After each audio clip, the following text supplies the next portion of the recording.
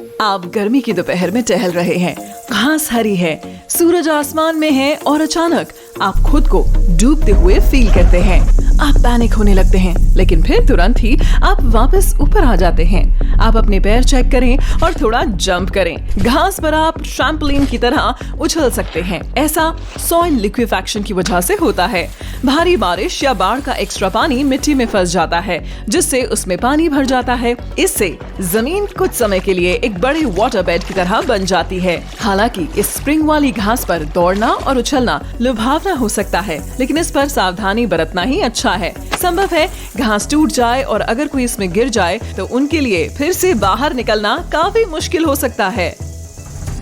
काले धुएं के बादल और बहते पिघलते हुए गर्म लावा के साथ फटता हुआ वोल्केनो काफी डरावना नजारा होता है। इससे भी ज्यादा डराने वाली बात है कि वे बिजली भी पैदा कर सकते हैं। वोल्केनिक लाइटनिंग को स्टडी करना बहुत मुश्किल है, इसीलिए साइंटिस्ट्स को ये नहीं पता कि असल में इसकी वजह क्या है। एक कॉमन थ्योरी ये है कि वोल्केनो फटने के दौरान राख इतना फ्रिक्शन पैदा करती है कि ये स्टैटिक इलेक्ट्रिसिटी पैदा करती है। तब स्टैटिक इलेक्ट्रिसिटी वोल्केनिक लाइटनिंग को ट्रिगर करती है। फायर वर्ल या फायर टोर्नाडो बिल्कुल वैसा ही है जैसा ये सुनाई देता है। वे तब बनते थे जब जमीनी हवाएं आग की लपटें उठाती हैं और अंगारों को एक व्हर्लिंग फोर्स में बदल देती हैं। आग के ये चक्कर खाते पिलर्स 305 मीटर तक ऊंचे हो सकते हैं, लेकिन लक से ये केवल कुछ ही मिनटों तक बने रहते हैं। फायर टोर्नाडो बहुत रेयर होते हैं, लेकिन वे बेहद खतरनाक हो सकते हैं। 1923 में टोक्यो में पूरे शहर में फैली आग ने एक बड़ा फायर टोर्नाडो प्रोड्यूस कर दिया था। टोर्नाडो 15 मिनट तक चला और शहर को तबाह कर दिया। इससे काफी डैमेज हुआ और 48,000 लोग घायल हो गए। आप बहुत लकी रहे होंगे अगर आपने एक ठंडी और बिना बादल वाली सर्दियों की रात में नीली और नारंगी लाइट की कलर्ड रेंज आसमान की ओर जाती देखी हो। इन्हें लाइट पिलर्स कहा जाता है। वे तब बनते हैं जब एटमॉस्फेयर में तैरते छोटे बर्फ के क्रिस्टल से लाइट रिफ्लेक्ट होती है। ये पिलर्स कनाडा या रूस जैसी उत्तरी देशों की ठंड में काफी कॉमन है। हम सभी ने रंगीले रेनबो आर्क्स को देखा है जो सूरज से पैदा होते हैं। रात को आकाश में चंद्रमा से बनी रेनबो लाइट को देखना बहुत रेयर है। इसे मूनबो कहा जाता है। ये रेनबो की तरह चमकीला और रंगीला होता है और ये तब बनता है जब आसमान में मून लाइट पानी की बूंदों को रिफ्लेक्ट करती है। मूनबो यकीनन काफी रेयर घटना है और केवल खास स्थितियों में ही हो सकती है। चंद्रमा बहुत नीचे होना चाहिए, आकाश में अंधेरा होना चाहिए और इस लूनर रेनबो को बनाने के लिए चंद्रमा के ठीक उल्टी दिशा में बारिश जरूर गिरनी चाहिए। अगर आप रात में बीच पर चांदनी में सैर कर रहे हैं तो आप एक बायोल्यूमिनेसेंट बीच की अजीब घटना को देख सकते हैं। ये तब होती है जब पानी में एक माइक्रो ऑर्गेनिज्म, जिसे प्लैंकटन कहा जाता है, लहरों की गति से ट्रिगर होता है और चमकदार नीला रंग पैदा करता है। ये माइक्रो ऑर्गेनिज्म गर्म पानी में रहते हैं। वैसे आप मालदीव, पुर्तो रिको और यहाँ तक कि फ्लोरिडा जैसी जगहों पर इन ल्यूमिनेसेंट बीच को देख सकते हैं। अंटार्कटिका में आपको मशहूर ब्लड फॉल्स मिलेगा। एक अंडरग्राउंड लेक से टेलर ग्लेशियर से खून जैसे लाल रंग का पानी निकलता है। साइंटिस्ट का मूल रूप से मानना है कि ये चटक रंग एक माइक्रो ऑर्गेनिज्म के कारण होता है, जो कि ल्यूमिनेसेंट बीच के चमक वाले प्लैंकटन के समान होता है। लेकिन आगे की स्टडी के बाद ये पता चला कि पानी में असामान्य रूप से आयरन का हाई लेवल है, जो ऑक्सीडाइज करता है और ताजी हवा के संपर्क में आते ही तुरंत रस्ट में बदल जाता है। ठंडे मौसम में जहां लेक साल भर जमी रहती है, वहां यदि आप बर्फीले पानी के नीचे बहुत ध्यान से देखेंगे तो आपको बर्फ में जमे हुए बुलबुले दिखाई देंगे। ये मीथेन गैस के छोटे पॉकेट हैं। पानी का बैक्टीरिया अन्य ऑर्गेनिज्म पर जिंदा रहता है और उन्हें डाइजेस्ट करता है, जिससे मीथेन पैदा होती है। मीथेन बर्फ की परतों के नीचे फंसे जमे हुए पानी में तैरते बुलबुलों में बदल जाती है। एस्पेरेटस क्लाउड्स नेचर की रेयर इवेंट्स में से एक हैं। इन बादलों की बनावट में उनकी अजीब अंधेरे और तूफान जैसी वेव्स शामिल हैं। हालांकि ये बादल डरावने दिखाई देते हैं और ऐसा लगता है जैसे वे एक भारी तूफान लाने वाले हैं। वे आमतौर पर मौसम पर असर डाले बिना गायब हो जाते हैं।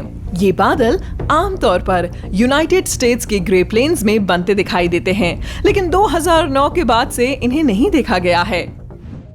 एक कठोर वातावरण होने के बावजूद रेगिस्तान बहुत खूबसूरत चीजें पैदा कर सकता है, जैसे डेजर्ट रोज। ये क्रिस्टल कलर्स की जटिल गुलाब जैसी फॉर्मेशन है। सूखी और गीली कंडीशंस के बीच तेज बदलाव होने से क्रिस्टल बनता है और उनके भीतर रेत के ग्रेन्स फंस जाते हैं, जिससे उन्हें उनका सिग्नेचर रंग मिलता है। दूर से आप वाटर बॉडी पर ट्रैवल करने वाले वाटर स्पाइट को एक बड़े टोर्नेडो के रूप में समझने की गलती आसानी से कर सकते हैं। असल में वाटर स्पाउट एक प्रकार के फनल शेप्ड क्लाउड होते हैं। वे बादलों से भरी हवा के कॉलम्स को घुमा रहे होते हैं, जो अक्सर गहरे रंग के हो जाते हैं। वाटर स्पाउट टोर्नेडो के मुकाबले बहुत कमजोर और छोटे होते हैं और वो इतने जोरदार नहीं होते कि उनमें कुछ भी खींच सकें। ये इवेंट आमतौर पर ट्रॉपिकल क्लाइमेट्स में होता है और वे अक्सर जमीन पर पहुंचने से पहले गायब हो जाते हैं।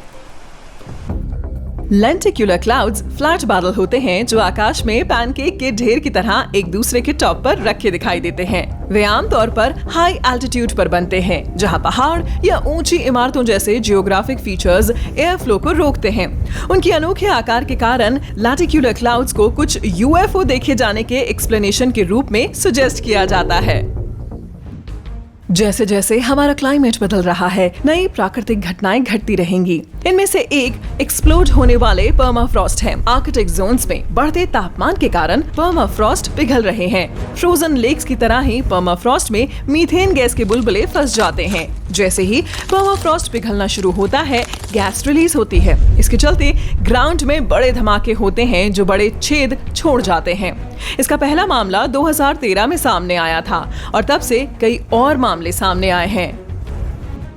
जब आप आइसबर्ग के बारे में सोचते हैं तो आप आमतौर पर पुराने सफेद बर्फ के एक बड़े हिस्से के बारे में सोचते हैं, लेकिन एंटार्क्टिका में आप हरे, नीले, पीले और दूसरे रंग के स्ट्रिप वाले आइसबर्ग पा सकते हैं। ये अलग रंग खास कंडीशंस में बर्फ बनने के कारण बनते हैं। हरा आमतौर पर तब दिखाई देता है जब एल्गी से भरपूर पानी फ्रीज हो जाता है। नीला अक्सर फ्रेश फ्रीज हुए पानी में बनता है। बाकी रंग आमतौर पर जमने के दौरान पानी द्वारा उठाए गए कचरे के कणों के कारण होते हैं। नेक्रियस क्लाउड्स पृथ्वी पर कुछ रेयर क्लाउड्स हैं। वे आमतौर पर अधिक ऊंचाई पर होते हैं और सनसेट के बाद 2 घंटे के भीतर ही दिखाई देते हैं। कई कलर की लाइट वेव्स को दिखाते हुए बादल सुंदर दिखाई देते हैं, लेकिन मूर्ख मत बनिएगा, ये बादल वास्तव में एक बहुत ही खतरनाक नजारा है। नेक्रियस क्लाउड्स हमारे एटमॉस्फेयर के लिए काफी विनाशकारी हैं। उनकी मौजूदगी उस केमिकल रिएक्शन को बढ़ावा देती है जो हमारी ओजोन लेयर को तोड़ती है।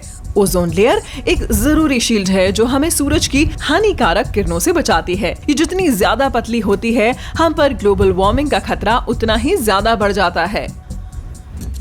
आखिरी जगह जहां आप प्राकृतिक तरीके से आग लगने की उम्मीद कर सकते हैं, एक वाटरफॉल के बीच, लेकिन ये आपके ख्याल से कहीं ज्यादा कॉमन है। अपस्टेट न्यूयॉर्क में एक छोटे से वाटरफॉल के सेंटर में लगभग 20 सेंटीमीटर लंबी एक इटर्नल फ्लेम है। वाटरफॉल के नीचे एक नेचुरल गैस की सीपेज हो रही है।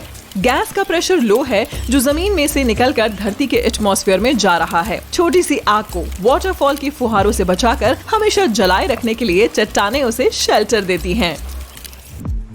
आमतौर पर जब आप ट्रॉपिकल बीच के बारे में सोचते हैं तो ग्रीन सैंड वो नहीं होती जैसा आप सोचते हैं, लेकिन हवाई और दुनिया भर के दूसरे वोल्केनिक आइलैंड्स में आप डार्क ग्रीन सैंड से ढके बीच पाएंगे। ये शानदार ओलिवाइन इरोजन के कारण होता है, जो एक प्रकार की चट्टान है जो पास के वोल्केनो में विस्फोटों से बनती है। वर्षों में चट्टान धीरे धीरे रेत में बदल जाती है और किनारे पर घुल जाती है, जिसकी वजह से ये अजीब कलर के बीच बन जाते हैं। पेनिटेंटिस हाई एल्टीट्यूड पर बने बर्फ के स्पाइक्स की फील्ड्स हैं। ये तब बनती हैं जब सूरज की रोशनी सीधे बर्फ पर पड़ती है। इसे पिघलाने की बजाय वाटर वेपर में बदल देती है। सूरज की किरणें बर्फ की सतह में छोटे छोटे डिम्पल को वेपोराइज कर देती हैं, जिससे शार्प क्रिस्टल जैसी फॉर्मेशंस बनती हैं। स्पाइक 4.5 मीटर तक लंबा हो सकता है। निमेटस क्लाउड्स बादलों की सबसे अजीब और अलग फॉर्मेशन होती है। ये बादल सैकड़ों मील तक फैल सकते हैं और ऐसा लगता है जैसे आसमान को कॉटन बॉल से कवर कर दिया गया है। बादल खुद कोई नुकसान नहीं पैदा करते, लेकिन वे अक्सर सिग्नल देते हैं कि एक खतरनाक तूफान पास में है। तो अगर आप उन्हें देखते हैं तो सेफ्टी के लिए फौरन अंदर चले जाएं।